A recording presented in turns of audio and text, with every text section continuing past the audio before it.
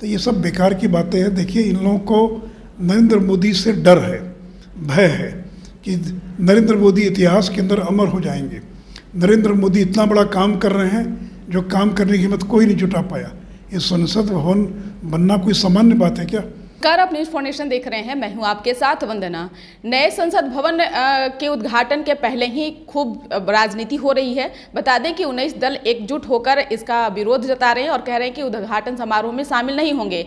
और जिस तरह से प्रधानमंत्री नए संसद भवन का उद्घाटन कर रहे हैं, यह सरासर गलत है, राष्ट्रपति से होना चाहिए। हमारे साथ बात करने के लिए हैं बिहार सरकार में पूर्व डिप्टी सीएम सह राज्यसभा सांसद सुशील कुमार मोदी। सर, नीतीश कुमार और बाकी के विपक्षी पार्टी जो है वो भी इसका विरोध कर रहे, बाइकआउट कर रहे हैं, लेकिन ललन सिंह ने तो अलग ही बयान दिया। उन्होंने कहा कि अगर हमारी सरकार बनती है तो हम नए संसद भवन का बहिष्कार करेंगे, उसको अन्य कामों में इस्तेमाल करेंगे। ललन जी को अगर हिम्मत है तो ये घोषणा करें कि इस नए संसद भवन के अंदर पांव तक नहीं रखेंगे, और अगर आवश्यकता पड़ेगी तो इस्तीफा दे देंगे। लेकिन नरेंद्र मोदी ने जिसका शिलान्यास किया और जिसका उद्घाटन किया, उस भवन के अंदर प्रवेश नहीं करेंगे। करें घोषणा, हिम्मत है तो करें इस बात की घोषणा। और देखिए, यही बिहार विधानमंडल का जो एक्सटेंशन बना हुआ है, जो सेंट्रल हॉल का रेप्लिका था, उसका उद्घाटन किसने किया? क्यों नहीं नीतीश कुमार ने उस समय राज्यपाल को बुलाया? बुलाना चाहिए था राज्यपाल को। तो आपको मौका मिला तो आपने राज्यपाल को नहीं बुलाया। और देश में किस राज्य के अंदर विधानसभा के परिसर के उद्घाटन के कार्यक्रम में किसी राज्य में राज्यपाल को बुलाया गया हो? इस समय छत्तीसगढ़, आंध्र प्रदेश, तेलंगाना, झारखंड, इन सारे राज्यों के अंदर नए विधानसभा भवन का शिलान्यास हुआ। किसने किया? तो तत्कालीन मुख्यमंत्री ने किया। मणिपुर के अंदर तो सोनिया गांधी ने किया, जबकि वो कुछ भी नहीं है, वो यूपीए की चेयरपर्सन थी, तब उन्होंने उसका शिलान्यास किया। तो ये सब बेकार की बातें हैं। देखिए, इन लोगों को नरेंद्र मोदी से डर है, भय है कि नरेंद्र मोदी इतिहास के अंदर अमर हो जाएंगे। नरेंद्र मोदी इतना बड़ा काम कर रहे हैं जो काम करने की हिम्मत कोई नहीं जुटा पाया।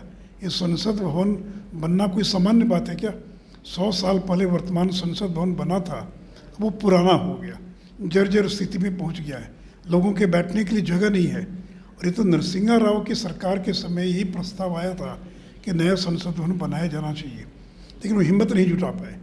फिर मीरा कुमार के समय में प्रस्ताव आया, लेकिन आज नरेंद्र मोदी ने हिम्मत करके अगर एक संसद भवन बना दिया तो केवल इसलिए विरोध हो रहा है कि उसका उद्घाटन कौन करेगा? तो क्या राष्ट्रपति मुर्मू जो उम्मीदवार जब थे तो कांग्रेस ने राष्ट्रपति मुर्मू का समर्थन किया था क्या? उसमें तो विरोध कर रहे थे, क्यों नहीं समर्थन किया?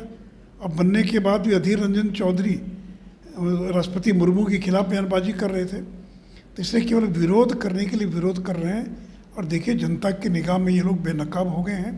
इसलिए मैंने कहा कि ललन सिंह में अगर हिम्मत है तो ऐलान करें कि उसमें पाँव तक नहीं रखेंगे और इस्तीफा देंगे। दे दें इस्तीफा, करके तो दिखाएं। निश्चित तौर पर उन्हीं के सहयोगी दल हैं जीतनराम मांझी, उन्होंने कहा कि न्योता आएगा तो क्यों नहीं हम जाएंगे, जाना भी चाहिए। अगर विरोध ही जताना है तो जाकर के पहले देखें कि उसमें क्या है क्या नहीं है, क्या विरोध जताना है। देखिए, मैं जीतनराम मांझी की किसी बात का जवाब नहीं दूंगा। मैं कह रहा हूँ कि अगर 19 दल बहिष्कार कर रहे हैं तो उनसे ज़्यादा संख्या में दल शामिल भी हो रहे हैं, और दलों की संख्या से क्या तो टोटल संख्या पर निर्भर करता है। और उसकी बात है कि देखिए, निमंत्रण सबों को गया हो, जिनको आना हो आए, जिनको नहीं आना आए, उनके नहीं आने से उद्घाटन के कार्यक्रम में कोई फर्क नहीं पड़ता है। नए पद अभी मिला है केसी त्यागी का, और जिस तरह से बीजेपी को लेकर के कटाक्ष कर रहे हैं, कैसे देख रहे हैं? सही कि अभी प्रवक्ता हैं तो कटाक्ष करेंगे ही ना। भाई, जनता दल यू के प्रवक्ता कोई बीजेपी के प्रवक्ता तो है नहीं, तो उनको जब जिम्मेवारी मिली है तो बीजेपी के खिलाफ ही बोलने की जिम्मेवारी मिली है ना। वो कोई बीजेपी के पक्ष में तो बोल नहीं सकते हैं। 400 से अधिक सीटों का दावा कर रहे हैं। चलिए ठीक है, दावा करने से क्या होता है। बहुत बहुत शुक्रिया। तो आप सुन रहे थे क्या कुछ कहना था भारतीय जनता पार्टी के वरिष्ठ नेता सह राज्यसभा सांसद सुशील कुमार मोदी का। इस खबर बस इतना ही। बने रहिए न्यूज़ फाउंडेशन के साथ। धन्यवाद।